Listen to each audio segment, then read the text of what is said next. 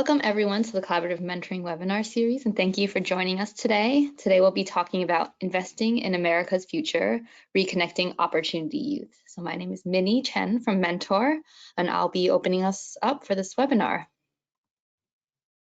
Before we get started, I just wanted to share some housekeeping information with you all. In about 1 week, you'll receive an email with information about how to download today's slides, as well as view the webinar recording. You can also access this information directly by going to Mentor's website in the next week.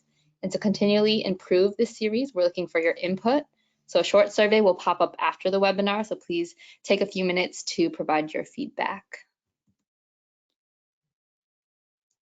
You want this to be a participatory experience, so please use the questions box to ask any questions throughout the webinar. I'll be queuing up the questions we share with the panelists during the Q&A portion. We may not get to all the questions today, but we'll share the questions are generally ones that broaden or deepen the conversation. So before we get started, we definitely want to get a sense of who's in the audience with us today. So we have 3 short polls. So the first one is, what is your experience level in the mentoring field?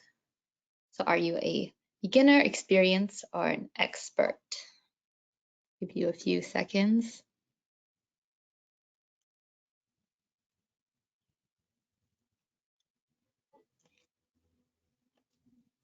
Okay, so it looks like 30% of you all are beginners, 62% are experienced, and 8% are experts. Now, our second poll is, what is your role in the mentoring field? Are you a practitioner, a technical assistance provider, a funder, a mentor, and other? And if you're other, feel free to write in the chat or the questions box, kind of introducing yourself, and we welcome you to today's webinar.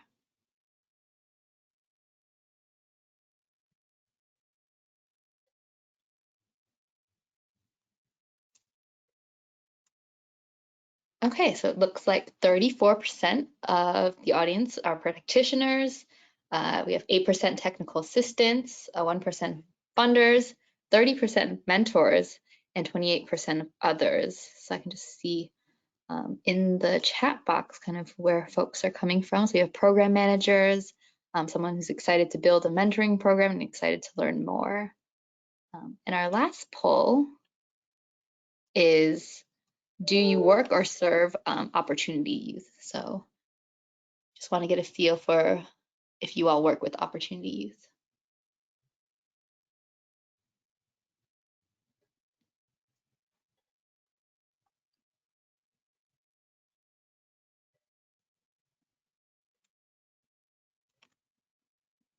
Okay, so it looks like 80% of you do work with opportunity youth and 20% do not. So we thank you all so much for joining, and we hope that the information will be applicable to everybody on the line. Welcome, everyone. So now I want to introduce our facilitator today. Sonia Frischmeier is from Mentor, North Carolina. Sonia has over 2 decades of cross-functional strategic experience in development, partner relationship management, and all aspects of operational management. Most recently, Sonia spent 5 years as the Director of Operations at Boomerang Youth. Prior to that, Sonia consulted with nonprofits on project and program management and resource development and provided business coaching services. She began her career in international development, working for the International Trade Center in Geneva, Switzerland. So now I'm going to turn it over to Sonia to kick it off and introduce our speakers. Thank you, Minnie. Welcome, everyone. I am excited to introduce Kimberly and Dorothy today in honor of Women's History Month. Starting with Kimberly, she is a national activist focused on improving the conditions of young people across America, especially reshaping the narrative of how young people center their voices in driving the processes for positive change. She is a member of the Project U-Turn Collaborative, which focuses on learning and implementing best strategies for opportunity youth in the city of Philadelphia. She's also a junior at Temple University, majoring in social work with a keen interest in public policy and social justice. She has recently been appointed by the mayor of Philadelphia to serve on the education nomination panel, and she is a member of the National Council of Young Leaders. which founded the movement Opportunity Youth United, and she will be sharing some of that with us later. Our second guest is Dorothy Stoneman. She is the founder and board chair of the first Youth Build program, which started back in 1978 and is still in operation in East Harlem. She then created and led Youth Build USA from 1988 through 2016. It has spread not only across this country, but it is a global force. She has transitioned from Youth Build USA to work with Opportunity Youth United. And I am incredibly fortunate to have both of these ladies on with us today. Dorothy, I'm going to start with you and ask you about what led to the founding of Youth Build. Hello, everybody. Wonderful to be here. Thank you.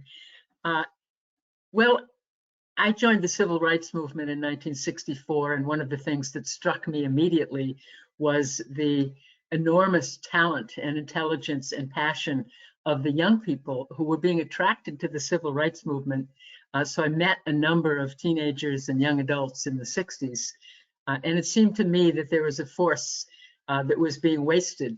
And I went through a number of things. I was a school teacher. I taught and led the East Harlem block schools, but in 1974, I thought somehow we have to liberate this force of young people. And at the time, I was planning to start a new political party, which we began to do, but it quickly moved to what became Youth Build, because the way we worked to engage the young people was to ask young people in East Harlem, what would you create? What would you change if you had the power, if you had the resources, if you had the adult support to create change in the neighborhood?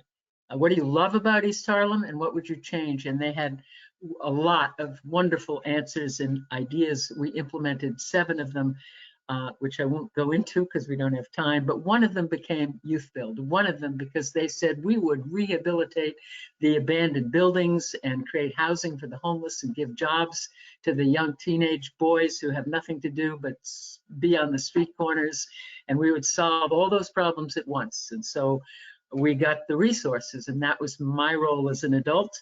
Was to pull in the resources. There was federal money available, there was state money available, and so we rehabilitated the first building between 1978 and 84. Then we said, wow, this worked. And people were coming to us from around the country who said, how'd you do that?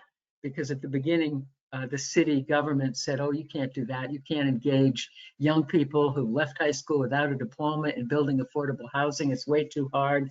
But we did it successfully. And then we organized the New York City community of nonprofits to ask the city government for funds to replicate it around the city. And we persuaded them to do that by young people going to all the budget hearings and speaking up about the difference they wanted to make in their neighborhood and in the city. We pulled people from around the whole city. And we persuaded the city government to put the first year $5 million into the budget for us to replicate around the city. And then the next year, it went to 12 million. And that was our first learning about how the young people's voice at the table, in the hearings, at the public, in the lobbying space made a difference, because the people in power really didn't know the young people who had been kicked to the curb by having been born into poverty through no choice or fault of their own, and then having gone to schools which were under-resourced and which didn't understand adequately how to respect, include, support, and love the students. And so Youth Build became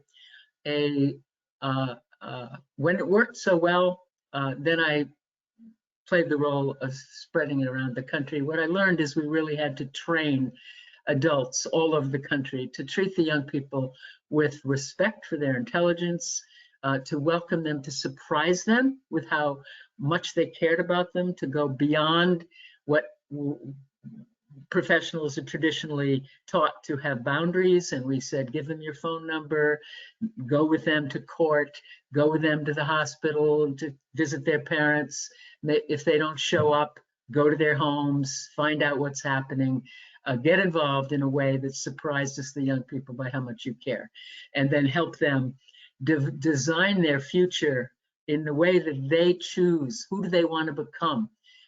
And what we discovered, of course, is that nobody had ever given the young people that much respect and that much attention.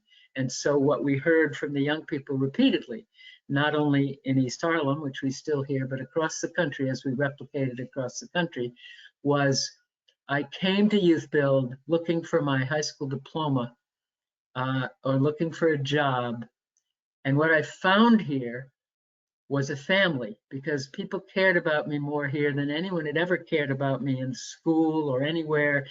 And once they cared about me, I was able to care about myself. And once I cared about myself and began to get control of my future, then I cared about everybody. And I want to give back, and I want to change the world.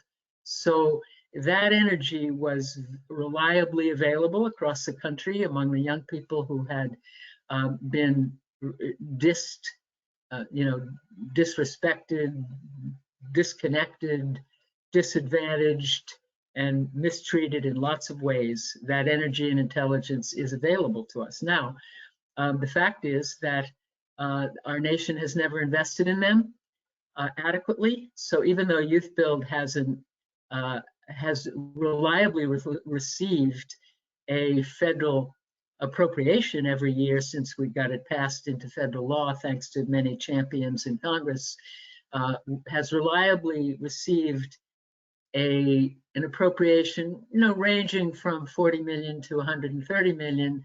Really, it should have about 800 million, because it's turning away 4 or 5 times as many young people as it can take, and because in the very first year, there were 800 applications, 880 applications to HUD for a grant to produce a Youth Build program in the neighborhood, because everyone said, oh my God, we're going to get to pay young people to go to school and build affordable housing for homeless and low-income people in their neighborhoods and become the visible good guys who are building the most needed asset in the neighborhood, affordable housing. And we want to do that. And so the demand from around the country and the apparent capacity from community-based organizations was enormous. But part of the problem with public money is that once you get a certain level, it's very hard to increase it more than incrementally. And so it's been an incremental struggle ever since 1993. We need a breakthrough. We need the public officials to understand that the 5 million, roughly, it changes from year to year. It went up in the pandemic to 10 million, but an average of about 5 million young people, half of whom were born into poverty, who are out of school and out of work between age 16 and 24, need pathways open to them. They need signs saying, you are welcome here. Come to this program. You will be paid to do something significant for your community that serves your community, and you will get a chance to further your own education and plan how you are going to build your life and make a difference in the world. And when that door is open, the young people flow right to it, because a lot of the young people in this group expect to be dead or in jail by the time they're 25. We have research saying that there were, like, now I can't remember whether it was 40% or 70% who said that, but all of the young people who are out of school, out of work, and living in poverty are looking for an opportunity to change the trajectory of their lives. And so we set out to do that. Now, Opportunity Youth United, Kim will tell you more about it, but just one fact about it is that Youth Build is not the only program that has been highly successful with the Opportunity Youth. And their name changed to Opportunity Youth around 2012. People stopped saying at-risk youth or disadvantaged youth, because the young people preferred to have a positive name, because they are seeking opportunity and they offer an opportunity.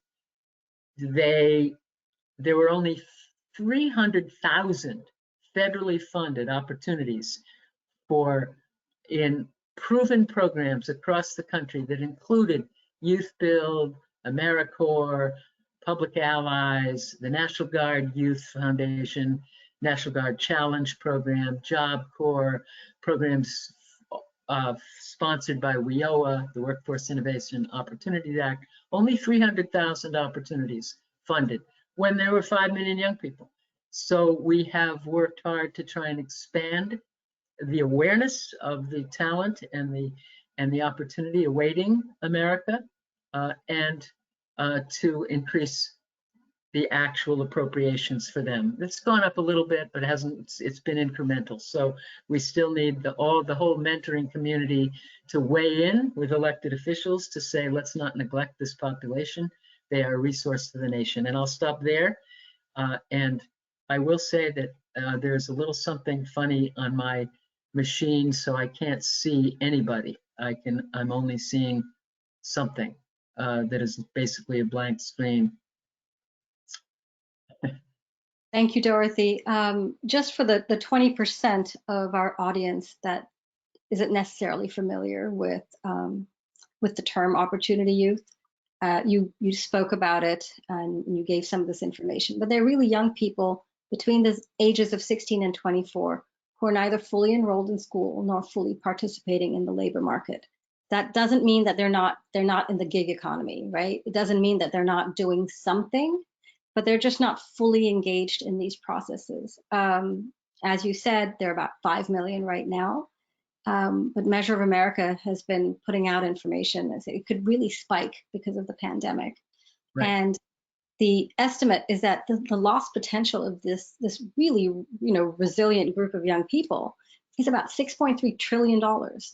And you're talking about 300,000 opportunities and budgets that don't in any way reflect the enormity of what this lost potential is actually costing us.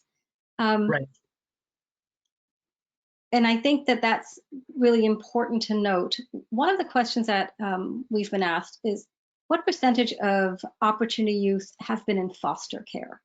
Do either of you have any information on that? I'd love to, go to questions as we go through the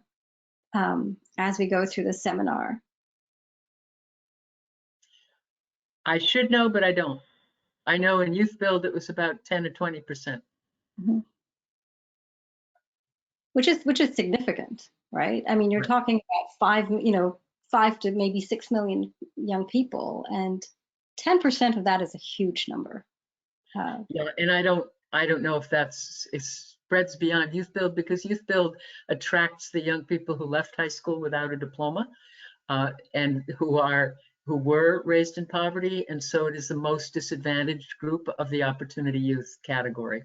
Some of those, and I think we're up to 10 million because of the pandemic. It was 5 million before the pandemic. One other thing I will say, though, is that those numbers don't include the young people who are incarcerated. So we need to understand that the number is bigger. They're considered connected because they're in an institution. About 30% of Youth Build students had been involved in the criminal justice system, and reentry is a key element of mentoring and of making sure that young people who have not had opportunity get a chance to be cared about, to be supported, to be engaged in positive activities and communities. And, a slide just came up about the needs. And I think one of the things that we forget about young people in general, is that they are incredibly resilient. They have unique strengths. But if they're not supported in that transition, middle school to high school to, college and career or young adulthood, there's a lot of struggle that they can face. And so how do we build, and we'll get to that, how do we build some of those rich relationships that they need? And one of the most important things, I think, when you talk about mentoring is that it cannot just be a transactional relationship, that it has to be a relationship-oriented interaction. I'd like to talk, Kimberly, if you would share your experience with Opportunity Youth United, and really how you've centered the voice of young people in this. This is not about adults. And I think that's probably one of the most encouraging aspects of the Opportunity Youth movement in general. So I'm going to turn it over to you, Kimberly. Thank you, Sonia and Dorothy. I just wanted to add a little bit behind the opportunity youth narrative, which is important. I think it's not just about a word with a new great identity for folks, but I think when we were working on this term, because a lot of young people, a lot of partners came together, and it was just, of course, we know in narrative change work, it's not easy, right? It's not just that one little session you have, but it's multiple sessions. I know in design, a large part of that term was really to acknowledge the system component in it, how system creates barriers to success for young people as well. It's not often just our own personal experience and community and condition that, you know, causes barriers to maybe complete a high school diploma or the equivalent, or just reconnecting to some type of post-secondary opportunity. So I think that's another big portion of like that term. It was trying to change it from like looking at young people as assets. And I even struggle using that language too, because honestly, I believe in the human thing. Like, we're human, we all deserve a chance. We all deserve to understand one another and why we go through certain difficulties at times and points in our life. So, but really just steering away from looking at young people as assets. I mean, looking at young people as liability and viewing them as assets, of course, and that whole return on investment when you come out into different spaces. But I think for me as a young adult and just a part of working on that narrative change work is really to highlight that system component. But, you know, and the generic language, if you provide a young person an opportunity, it makes a difference, you know. And I think through learning, it's not just one opportunity. And even through these opportunities, you learn that it's so much work and relationship that goes into manifesting a person's success, right? So with Opportunity Youth United, it's a movement. I myself was a former young person disconnected in Philadelphia. You know, my mom, she is I'm first generation American. My mom came down here during the Vietnam War, whatever, the Amerasian policy that led her to get her meal ticket here is what she'll tell me. And I'm just, you know, just trying to understand these many truths that I'm a part of, you know, being a first generation American, growing up very poor, also having these various stereotypes, right? Even thinking about what the climate for Asian American communities right now, but like people are doing well off. And I'm also Honduras. So there's this other, you know, brown side to me that has its own story. Just dealing with all of that, also just, you know, navigating a Black and brown community that's not doing well. So this trajectory for poor people and specifically people of color, you're just living through that and seeing that, you know, realities are very different here, especially here in the city of Philadelphia. I was a mentally gifted student all the way up until like, I believe the 5th grade. I went to a middle school that was just, and I knew it wasn't for me. And to be quite honest, that's when I disconnected from school, is in middle school. You know, it's kind of it's kind of shameful to say that, but that's my reality. And I hold very much pride in it because I'm a strong, resilient, beautiful person that's able to just accomplish whatever's in front of me. So I don't take leaving school very early, you know, as one to be proud about, but it's my reality, you know. So that's also just to give you an eye opener that every young person isn't always disconnecting from high school. And there's sometimes points of disconnection very early. By way of disconnecting early in the game, I became a truant. Here in the city of Philadelphia, they arrest truants and they will put you away in a placement or a juvenile facility. So early in the game, I was in a juvenile facility. That also led them to look at my little brother's record, which he missed just a few days, and just a few days made my mom look like a bad person, right? She's a single parent, trying to make it happen, can't do everything, trying to raise these American kids coming from her own culture.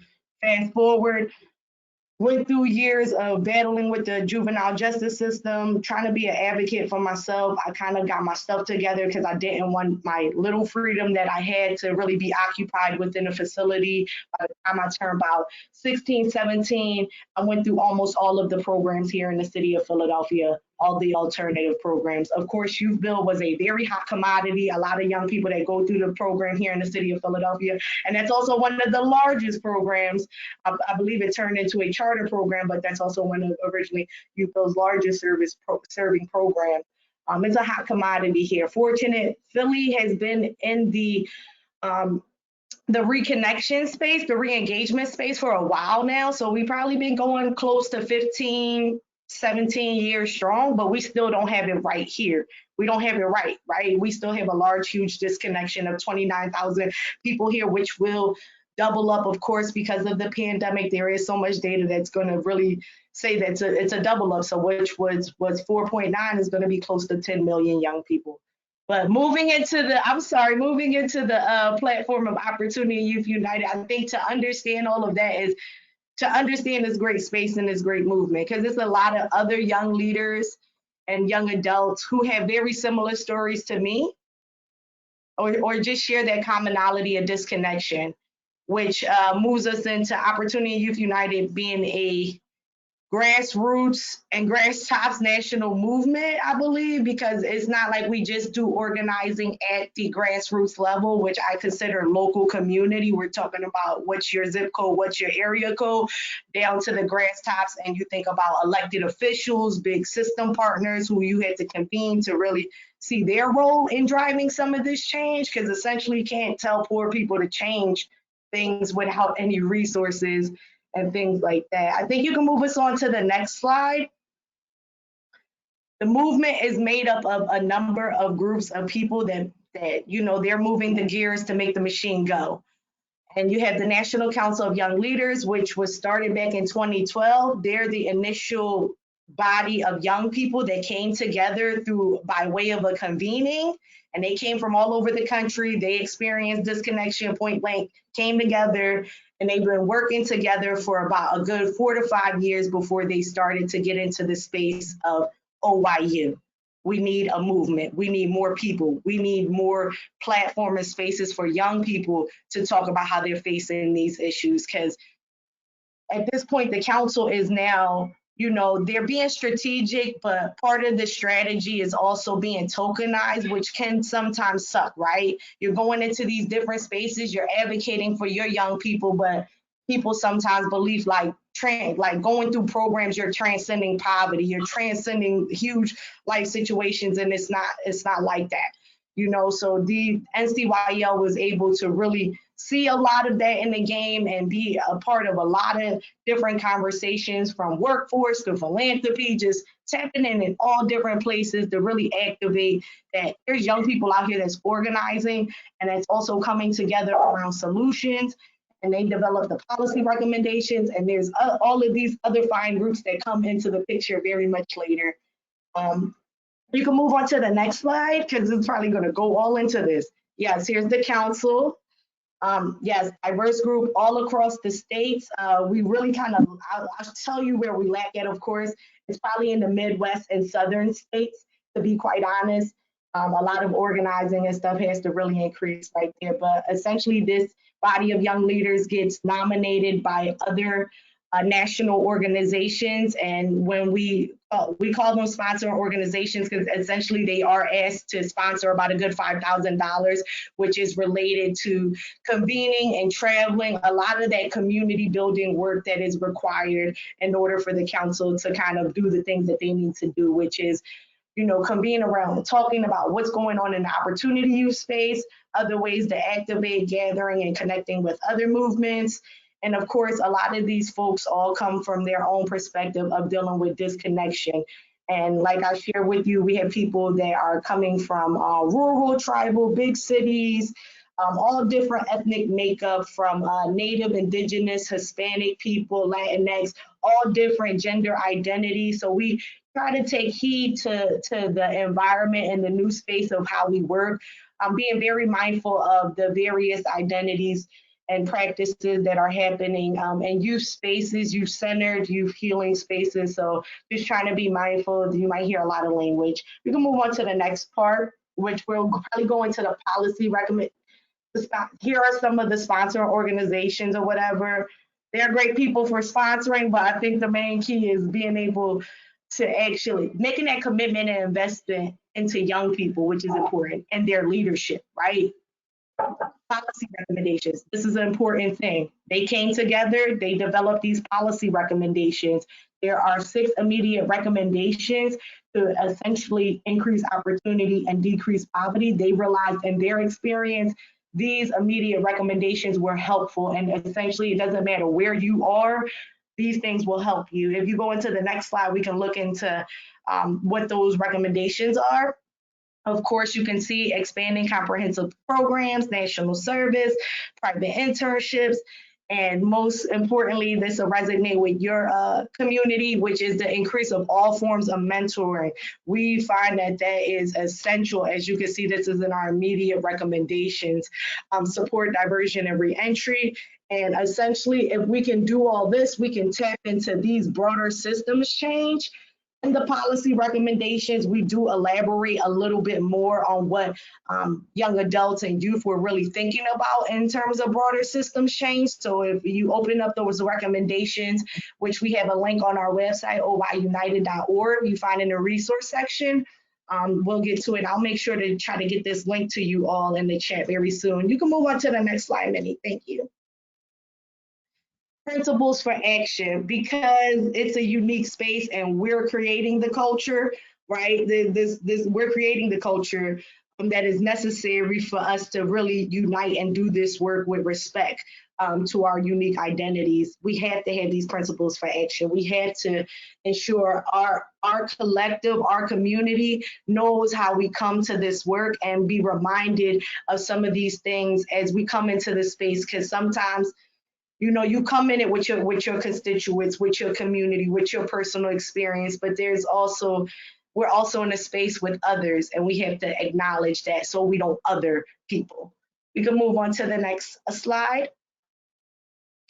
A lot of accomplishments. I don't know what these National Council folks haven't done yet. Like I shared with you, they have been a part of a lot of different stuff, have invitations to White House and Capitol Hill visits. I feel like they have influenced so much, and they have exemplified, some type of frame that can be used in other industries that want to really authentically engage young people and allow youth and adult leadership, which is, I think, or generational leadership, which is important.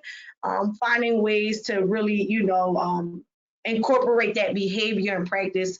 I feel like the council has been able to really show that across communities. You can move that to the next slide. It's a whole lot going on here. I think this is a big piece, and Dorothy might tap into it later, but we have a national campaign where we're asking Congress to invest $4 billion, because essentially that was the original plan. Like I shared earlier, we might be modifying this.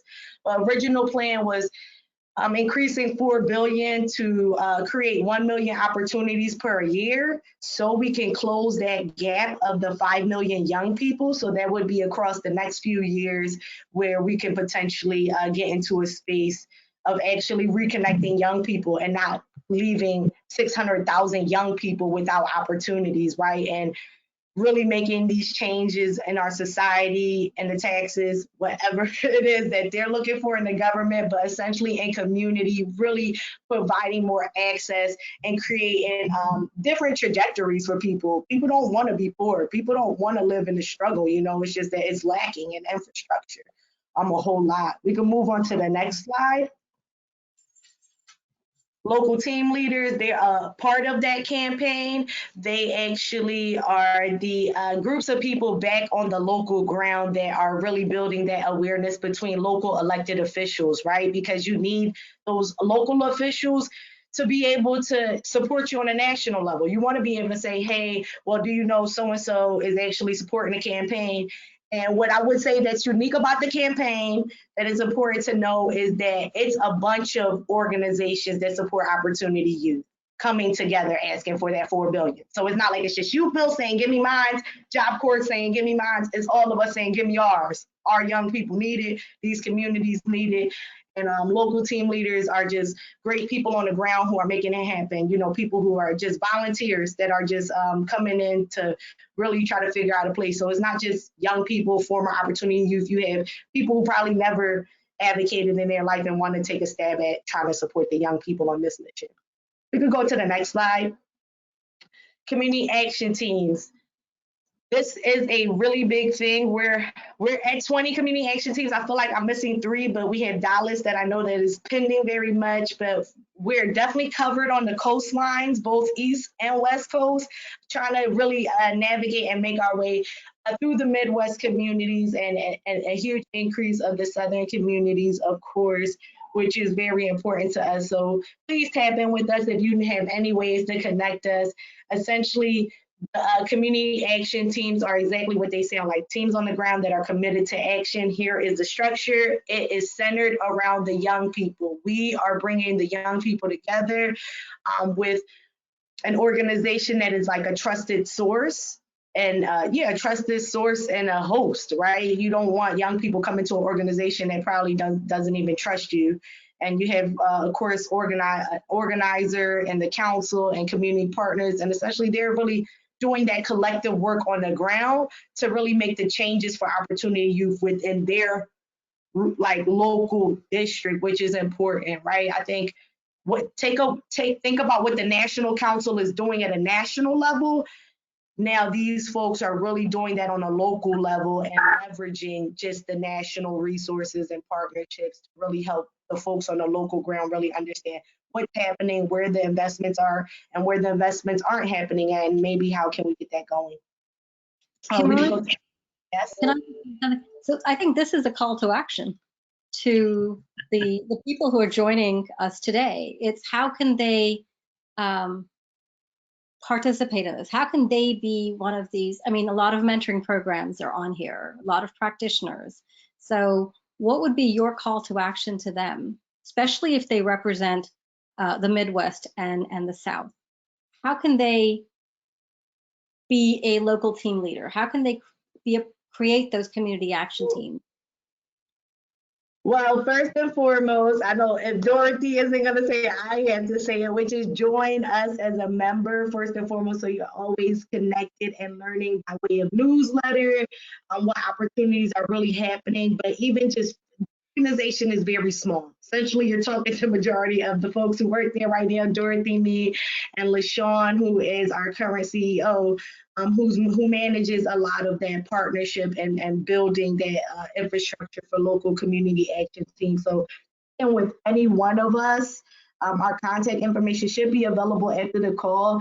Even if you want to learn more about it, because I know we're trying to just dive into a whole lot. And like I shared, there's a whole lot happening in this movement and a lot of different groups doing a lot of different things. So I feel no shame if you need to tap back in and maybe need the presentation a little bit more extended or whatever the case may be. We're doing a lot of great things. I think the next few slides will probably just talk about what's down the road for us or whatnot. Yeah, there's policy wins. We got community leaders in there. We're trying to get up to 100. So we're sharing that information as well. All of this is going to be founded on the website. Last year, huge investment. We had some money. We made sure it got out to communities, and we were able to invest $1.5 million. We are nonpartisan, so we can't really woohoo, it went this way, woohoo, it went that way. We're just excited that voter turnout was at the hugest capacity has ever been in history. We are very grateful for how young people, adults, allies have just shown up to the voter polls, even just built awareness around voter suppression and oppression that's happening in communities, and even just being thoughtful about how can we like elevate elections for the future. So just having them involved was so great.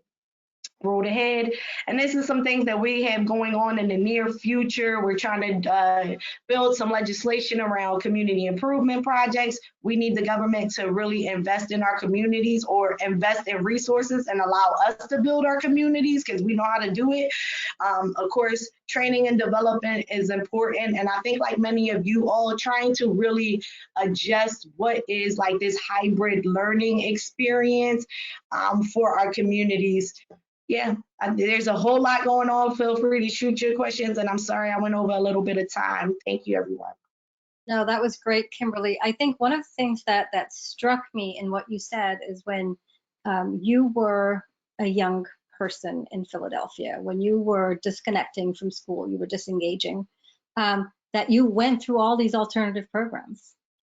And maybe they helped, maybe they didn't, right? That was a journey. So a very, you know, and because we have a lot of mentoring practitioners and programs on, what are some specific strategies or practices that you could share with us, both you and Dorothy, on what should we do in order to pull young people in so they don't disengage, one. And the second is, once they start disengaging, like how do we recognize the signs and how do we pull them back in? Are there any specific things that come to mind when you're, you know, you said fifth grade was yicky, you know, it wasn't a great experience. What can we do as a community to build that supportive structure around young people before they disengage and even while they're disengaging? I'll just share, because I go to school for social work. I'm a big firm believer in just the social work methodology on so many different levels, whether we talk about on the systemic level to individual community. I felt like if some sort of community caseworker was there, somebody that was still had hope in our community, because I feel like the educators still had hope, but when you're in these like low income communities and you're battling all of these different like crises, it's hard for the educators to have a heart, you know, educate and still do this and still do that. So I feel like if there was some type of like community advocate, you know, like our community is pretty rough. I feel like essentially that's what mentors do too. Like, you know, like I shared early in our conversations is like, you have a heart of a mentor regardless, right? Sometimes you just don't have the tools you need to be able to do it at capacity. So I feel like there were people who came into my life who try to give me those like one-on-ones, you know, stay on the straight path, stay in education. But I was smart too at a young age. I was able to recognize like what they wanted for the mentally gifted students versus what they wanted for the students who didn't like achieve this advanced ideal of whatever they had in their mind. So I think it's important that equity has to come in, right? Everybody deserves good education, good quality things. I just feel like even before me as a young person getting to school, there were so many other problems that needed to be addressed. And I feel like that for a lot of other young people, there's so much more that needs to be addressed, whether if it's on the social or emotional side. I was battling a whole lot. I don't even know how I stand before a lot of people, but I'm very grateful for God's grace for me. But that's what I would suggest, is some type of somebody who truly believes in community. And that's where I'm at now. You know, I'm that advocate for my community, even though it's disheartening what's going on the ground. Somebody still seeing the hope that there's potential in the people and the places and stuff. I think it's that authentic respect, right? Where you don't bring your personal baggage to a relationship. How do you look at a young person and value them for exactly what they are, and not say, oh, you're gifted, you're not trying, because you're not really recognizing the context in which they're living. School or education or work is just one aspect of what we do. It's not necessarily who we are. And so when you look at a young person with that love and that respect, and really honor their humanity, that can bridge that gap. And it's very hard. It's easy to say, and it's really difficult.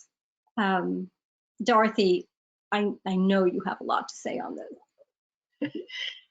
Well, I think the authentic respect and the belief that you mentioned and the belief in community that Kim mentioned are really the core elements. And I once asked a couple of the teenagers in the youth action program what they thought was the essence of the program. And they looked at me and they said, it's the question, what do you think? Nobody used to ask us what we think. And that's why it's important for any context. And of course, with this audience, I don't know who's in what context. And so what you can create varies depending on your context. But if you can create a cohort of young people whose intelligence is being respected, whose input into the quality of whatever context they are in is taken seriously, that radically changes their relationship to that institution. If their intelligence and their ideas and their input are being taken seriously and respected. So for example, in a youth build program, we have a mandatory program component called the Youth Policy Council, where every director is required to have the young people come forward and elect a policy council, which the director, the person with the highest level of power, is supposed to meet with that group on a weekly basis and share the real issues that are facing him or her in the decision-making process around policy, around program design, around advocacy, and get the input and the participation of the young people. That, we started doing that really way back in the 60s. It has now become more common that people talk about, youth councils and advisory councils, but they are really significant. If the person with power seriously listens to and gives authority to the young people who are part of the program, makes a difference. So we involve the young people in hiring staff. That makes a difference. If you're running a program and there's actually a youth policy council that gets to interview potential staff members and that you don't hire anybody that they reject, on the other hand, of course, they can't hire anybody that you reject because there has to be an agreement. That makes a difference in the structure. So just to say a quick thing about schools, I taught public school in Harlem where I had 30 or 35 students, and I was alone in the classroom with 30 to 35 7-year-olds. And then I went from there to a parent-controlled school in East Harlem where I had 20 students and I had 2 parents as assistant teachers in that classroom. Well, that's a radically different context when you have other adults to provide additional support. It's what City Year does. They have the City Year students help in the classroom to bring more resource and more attention to the individual students because the teachers are stretched so thin. At the East Harlem Block schools, all of the teachers were expected to make home visits to every child and go to their home, meet their parents. You can imagine that that creates a totally different relationship. At the East Harlem Block schools, the parents hired the teachers. Totally different from the public school system. So everybody has to think about how to reverse power relationships or how to change power relationships in such a way that it ends up with equal input. And that is an authentic respect. And then the individual relationships where you genuinely are there for somebody as they're going through whatever they're going through. And is important. And then the respect for their ability to plan their future. We used to create a life plan with each student individually. Okay, what do you really visualize that you would like to have 10 years from now, 20 years from now, in the different areas of your life, in your family life, your education, your employment, your leadership, your community service, your spiritual life?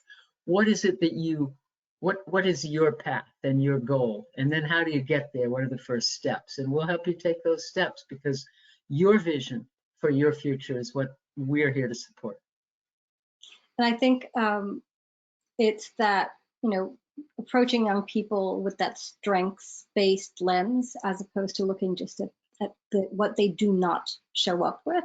How can mentoring and other youth-serving programs create a rich network of relationships for a young person? We spoke about that, Dorothy, and you mentioned the importance of empowering and encouraging young people to find their own mentors. How do we support that? How do we support youth-initiated mentoring for opportunity youth? How can we empower them for that? Well, one thing is just to tell them that they have the power and the right to do that, and that you encourage them to do that, and encourage them to look at all the contexts they're in and see who do I trust here, and who would I really like to have be my mentor, and how do I dare say to them, would you please be my mentor? I would really like it if you would be willing to be my mentor, because the students they're never going to ask anybody that unless somebody teaches them that it's okay to ask somebody that, and that as a matter of fact, it's a huge honor to that person that you ask. And the other thing I'd like to say is that all of us need mentors, and we especially need mentors from different class, racial, gender, and age backgrounds from ourselves. So if I hadn't had a mentor who was Black, who was raised poor, who had spent time in the criminal justice system, who could tell me how to navigate issues around race and class when I was a privileged white young woman arriving in Harlem, I wouldn't have been able to manage my own presence and participation. And so I think we all need to be tuned into the fact that there's certain things we know how to navigate and certain things we don't know how to navigate. And there are people who know what we don't know, who can help us and who can open doors for us and who can advise us. And we need to keep our eye out, and we need to encourage young people and other folks to keep their eye open and ask people to be their mentor or to be their thought partner, or whatever words they're comfortable with. Mentor sometimes means, you know, a subordinate relationship, but advisor, thought partner, mentor, partner, whatever words are comfortable. So here's a specific strategy that mentoring programs and mentors can adopt. It's when you're in that initial relationship building phase, and once you have established a baseline trust with the young person, is to ask them to map out who they have in their community that they think of as potential supports or resources, and then intentionally help them reach out to those people. Like Dorothy said, it's an incredible honor to be considered in that light. But we can intentionally, as mentors, we can intentionally bring these people together for the young person, but then also, you know, make sure that we that they understand what their role is and that they are, you know, supportive. Teach the mentee how to build those relationships. I mean, there's some specific strategies that can happen. There's a question in that came that says, how do you help a student that has no vision for their future, where they're disengaged to that point that they cannot, they don't have a sense of themselves in the future? I think you start by listening to where they're at in the present. Underneath that sense of being lost, there are visions for the future, but you have to connect with whatever they're going through, and you have to be there for them, because there's a reason why they have no vision, and it's because they're feeling some kind of despair, they've internalized the disrespect, they're lost, people aren't caring about them. Whatever it is, you need to be able to listen. I think sometimes you also need to be able to share, because, you know, being your whole self and sharing some of what you might be going through is sometimes helpful to create an equal relationship, and you have to use your good judgment about that. But start with where they're at and be there for them. And be there for them when they don't expect you to be there for them. Like, I mean, the simple thing, for example, that we taught the youth build staff, that is, if somebody doesn't show up, go to their home, call them, reach out to them, make sure they know they matter. That it's not just, you don't show up, well, we don't care about you. There's another question, and there are a couple of questions. The first is, when we were talking earlier about funding and looking for that, the funding, the $4 billion, somebody asked, is there any specific funding that is going to be allocated to meet mental health needs? To what? Mental health. In that $4 billion? Mm-hmm. And what is that $4 billion for? That's a good question. So it's 4.1 billion additional dollars specifically to expand the numbers of young people who would be served in the existing proven federal programs. So it's a very specific map, which was put together by civic enterprises when we did an assessment of the existing programs, how many people they were currently serving, and what their capacity was for expansion based on the demand and based on their local programs. So that was, highly analyzed. We could get from 300,000 to 1 million by funding these programs. And there's a map for that. And it's the Bridge to Reconnection, which was produced by Civic Enterprises. And if you put my email address in the chat box, anybody who writes to me, I can send you that map immediately. And if anybody's interested in being a local team leader for the Reconnecting Youth campaign, we can onboard you to that. And if you just write to me, and if you have people, and what Kim said a few minutes ago about be sure to join Opportunity Youth United, you can go to that website, oyunited.org, press the button called Get Involved and join, and then there will be invitations to do some of these things. But you can also communicate directly with me about the local team leaders and the Reconnecting Youth campaign.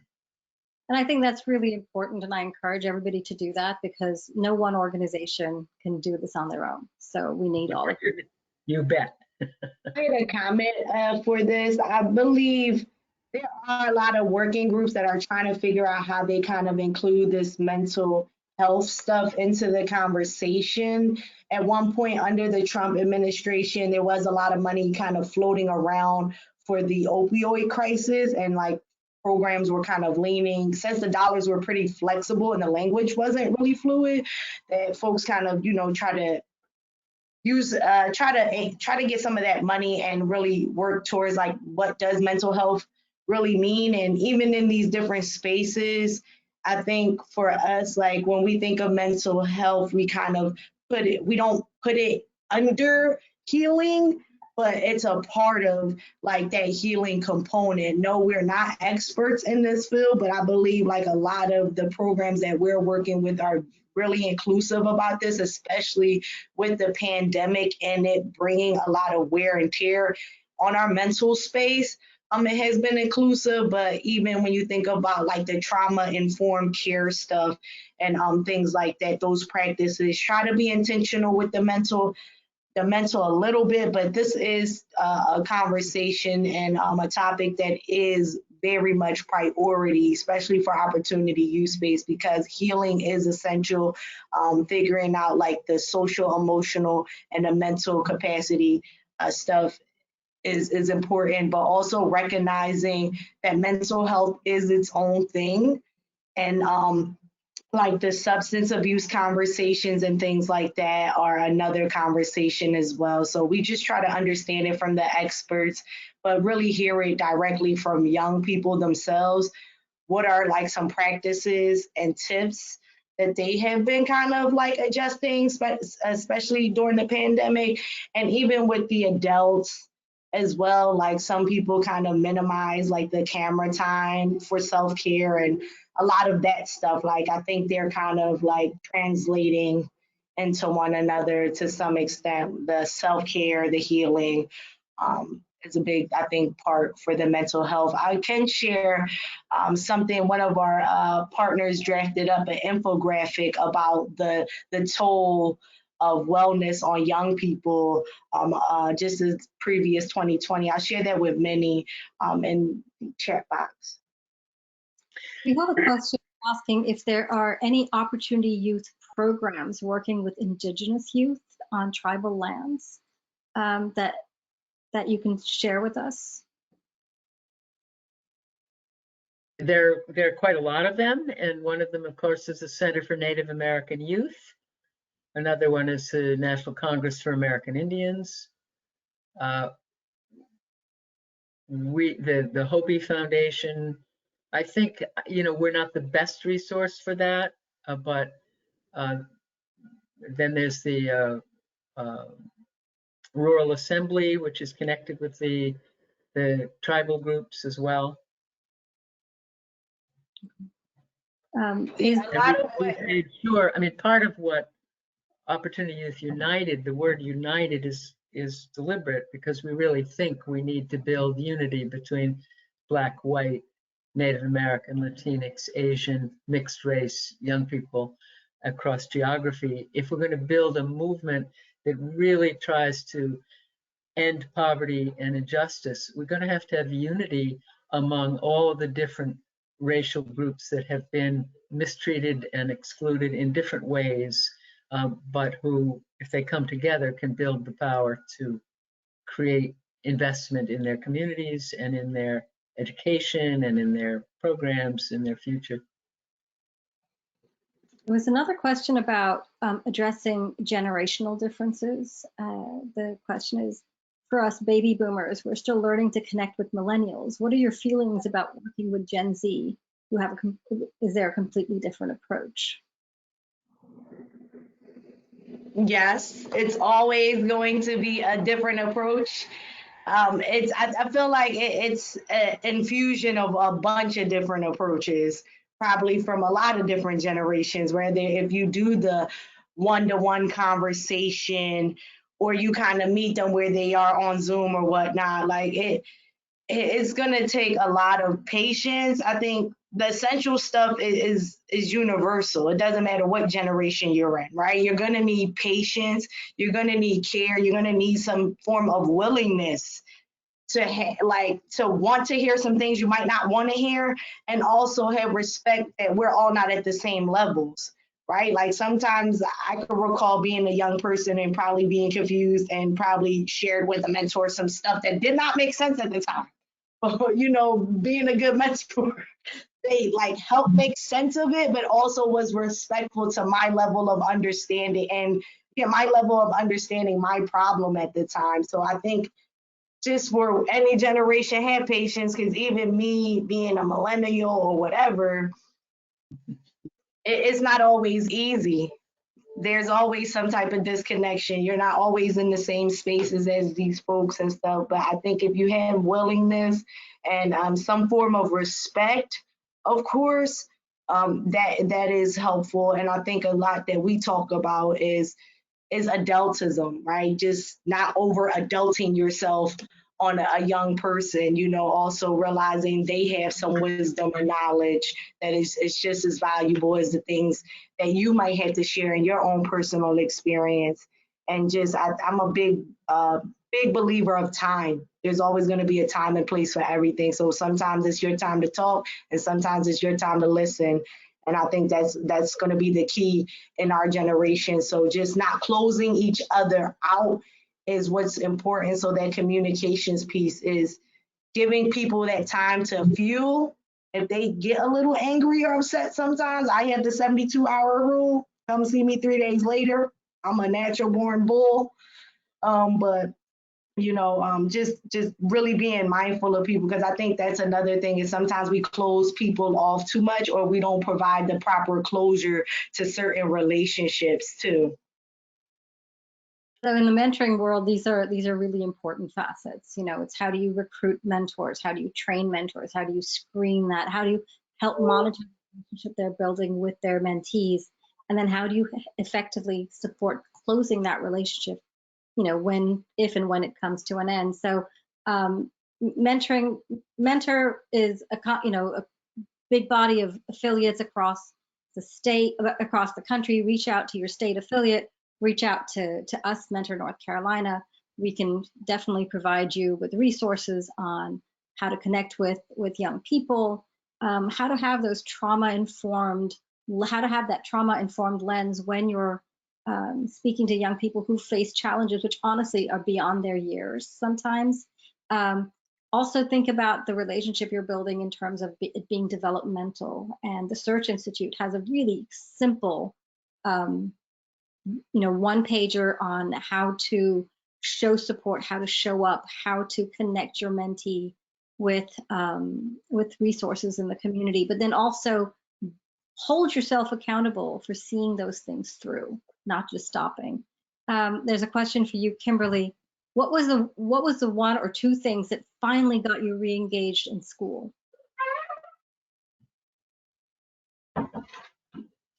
the level of dysfunctionality I was experiencing at home was really a huge motivating factor. My brother was on drugs and he was very abusive to my mother. This is my moment of being vulnerable, but it's also my truth and why I really reconnected. I ran away from one of those juvenile facilities. So I was technically on the run. And my brother, he knew that. A mother is being a mother. She's going to open her doors regardless. And, I stood with my mother and I was just so tired of that dysfunctionality and that abuse at home, especially with my mother. And I was about like 15 at the time. And I said, if this is what it is going to be, then so be it. They put me away like in Erie, Pennsylvania. So that's like 12 hours away from Philadelphia. And from there, I just was like, when I come home, I'm not ever going back to no place like that. And that was a huge motivating factor as well. Just the little sense of freedom that you have. I'm a little control freak, so not having control over my life meant a really big thing to me. I think one of the things that's really important in what you said, Kimberly, is there's this punitive aspect of how we approach young people, as opposed to that, embracing approach where, understanding what was going on, what are the challenges you're really facing. And the problem is that because we work within institutional structures, the school isn't empowered to do that. Different organizations, juvenile related they're not empowered to do that. They're all staying in their lane and doing what's right for them. And I think that's where the beauty of mentoring comes in. Yes, there is a lane to stay in, but there's also this possibility of seeing a young person and meeting them truly where they are. And I encourage everybody who's attending this webinar to reach out to Dorothy, to Kimberly, to me, to other mentor affiliates across the country. And let's sort of deepen this conversation on how do we maintain that level of respect for young people? What are the pull-in factors that we need to start thinking of so that if they are disengaging, we can create that supportive structure around them. And I really do think that it's building that network of supportive relationships around a young person that can make a difference. Or you have this resilience that Kim shows and understood that that's not the trajectory for me, and I'm going to do what it takes to pull myself out of that. That's an incredible strength. Not every young person has that. And I think that's amazing. There's a comment from the audience that says, Kimberly, I wish you could speak to every young person out there and every staff member working in institutional systems. This is why we all need to support Opportunity Youth United and start creating these movements in our own backyard, right, in our own communities, so that young people have an opportunity to transcend the dysfunctionality or the circumstances that are holding them back. Think about this as these are circumstances that hold these young people back, and we need to start supporting them, walking alongside them to make that difference in their community. We've emphasized the word respect on this call, which is right. I want to add another word that we haven't gone to, which is love. Caring adults, people that the young people feel really, truly care about them beyond what they expected. And what does love mean? People are afraid of it, but it is really, it's a combination of respect and caring and being willing to go beyond what people expect you to do, that you really see them and you were really there for them. In Youth Build, we've talked about the power of love coupled with opportunity as being the force that allows somebody to transform their life. So let's not be afraid to think about and to define, what does love mean in building a community?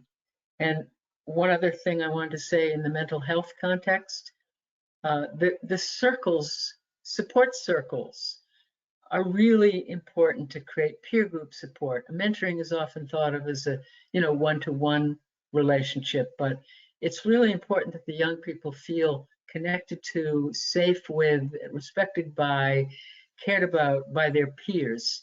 And so oftentimes a support group circle or a listening circle where everyone speaks equal time, and they may tell their life story, they may tell their opinions, they may speak up about an issue, and that everybody has, and the equal time piece is often very important because some of us are more comfortable speaking than others, but everybody's voice is equally important.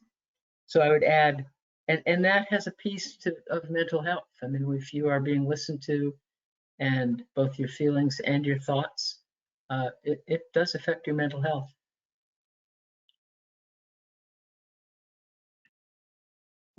Thank you both. Unfortunately, we're running out of time. I know we could speak for much longer. I would like you both to give me one sentence of what you think right now, what the most urgent response we can bring to young people. We have mentors on this webinar today. What is the one thing they can do right now when they're reaching out to their mentees? What can programs do right now? Given that we've come 12 months in this pandemic, we know that there's been isolation. I know that so many programs have reached out to their mentees, et cetera. What is the one thing that you would say? What was one thought you would leave us with in the next 60 seconds? Ask them how they're feeling, what they're thinking. This may not be a great answer, but it's what comes to mind. And reach out to them individually. Make sure they know that you're thinking about them.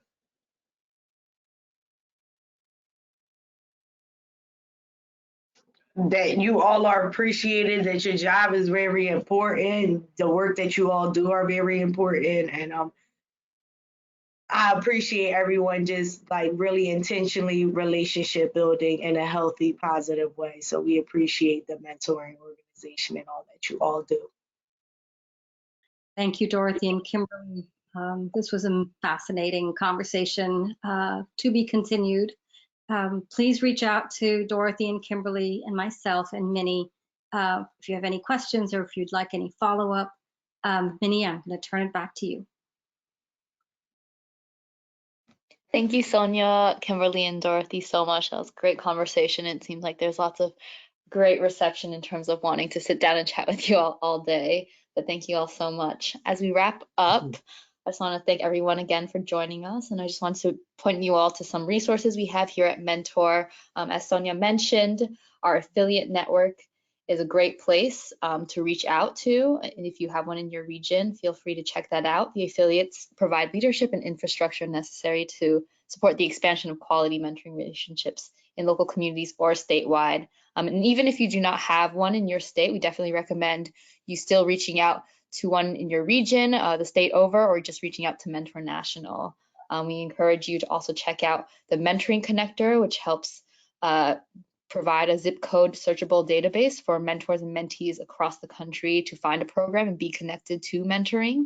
And lastly, please check out the National Mentoring Resource Center, which is funded by OJJDP, where we provide no-cost mentoring resources along with no-cost training and technical assistance, which Sonia is actually one of our technical assistance providers over in North Carolina. So we encourage you to check out all these resources.